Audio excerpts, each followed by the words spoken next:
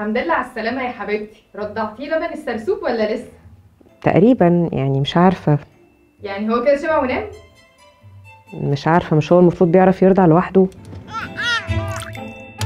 لو انتي بتتفرجي عليا دلوقتي ولسه هتولدي يبقى الفيديو ده ليكي، لان انا النهارده هتكلم معاكم في مشكله صعبه بتواجه معظم الماميز الجداد، وواجهتني انا كمان شخصيا تحديدا بعد ولاده اول بيبي، وهي مشكله ان البيبي مش عارف يرضع، والام علشان اول تجربه ليها مش عارفه ان البيبي مش عارف يرضع. طيب لو ما اهتمتيش وفضلتي كده مش عارفه ان هو مش عارف يرضع، ايه اللي هيحصل؟ البيبي هيفضل يصرخ على طول، وهيبقى في حاله عياط مستمره بيقولك منها ان هو جعان ومش عارف ياكل، وكمان ممكن الثدي يورم ويتحجر علشان خاطر الغدد اللبنيه بتفرز لبن مش بيخرج، وبجد الموضوع بيكون مؤلم جدا عن تجربه، بعد الشر عنكم كلكم. طيب ايه الحل؟